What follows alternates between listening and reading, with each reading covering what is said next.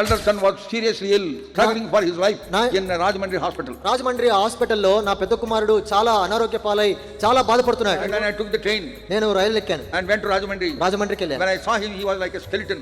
నేను అక్కడికి వెళ్లి బాబుని చూసినప్పుడు అస్థిపంజరం లాగా ఉన్నాడు. Almost 15 days he could not eat any food. 15 రోజుల నుంచి ఏమీ ఆహారం తీసుకోలేకున్నాడు. Appendicitis burst in his belly. దాని యొక్క కడుపులో ఈ అపెండిసైటిస్ అది బాగా Doctors could not identify it.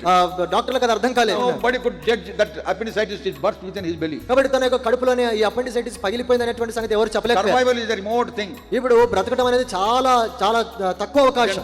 Then he went to the right hospital. God led them there. ప్రభు నడిపించినప్పుడు సరైన హాస్పిటల్ Immediately was admitted. వెంటనే admit Treatment started.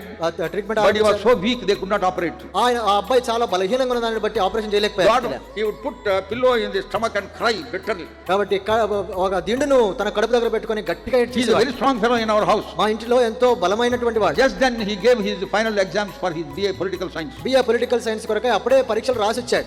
Rashi, he came on vacation to his Atta's place. తన యొక్క అత్త దగ్గరికి పరీక్షలు రాసి అక్కడికి వెళ్ళాడు. And then he was crying. ఇప్పుడు ఏడుస్తున్నాడు. I could not do anything. నేనేమో ఏమి చేయలేకున్నా. Except put my hand on his back. కేవలం God is with us. God is with us. ఏమి దేవుడు మనతో ఉన్నాడు, దేవుడు మనతో ఉన్నాడు భుజం తట్టడం తప్ప ఏమి చేయలేకున్నా. Then at that time, ఆ సమయంలో I said in my heart, నా హృదయంలో Lord, చెప్తున్నాను, I am his son. ప్రభువా I am his father. నేను ఆ అబ్బాయి కుమారుణ్ణి. I can do anything for him. తన కొరకు నేను ఏమి చేయలేను. But I cannot take that pain on me. అయితే ఆ యొక్క నొప్పిని నేను తీసుకోలేను He కదా. had to suffer. ప్రభువా Lord, give him grace. Give him grace to bear it. దాన్ని భరించడానికి కృప దయచేయి. Then God gave me this word. అప్పుడు ఈ వాక్యం ప్రభు ఇచ్చాడు. Psalm 34 verse 1. 34వ కీర్తన మొదటి వచనం. I will bless the Lord at all times. His praise shall continually be in my mouth.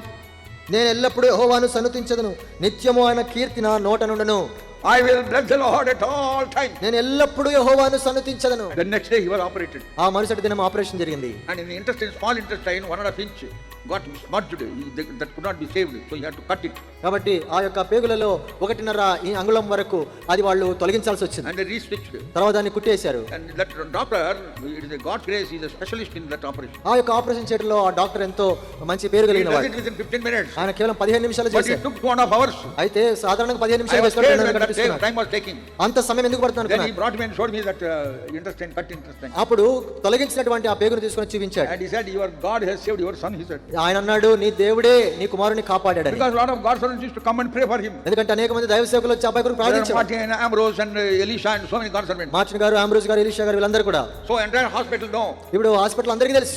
He said, your God has saved your son. ఆ doctor అన్నాడు, మీ దేవుడే ఈ అబ్బాయిని కాపాడాడని. It is on his bedside, God gave me that song. కాబట్టి ఆ అబ్బాయి పడక పక్కన దేవుడు ఒక పాటనిచ్చాడు. హల్లెలూయా పాడుదా, ప్రభు నిన్ను కొనియాడదు. హల్లెలూయా పాడుదా, ప్రభు నిన్ను కొనియాడదు అనే పాట. అన్ని వేళలందు అన్ని వేళలందు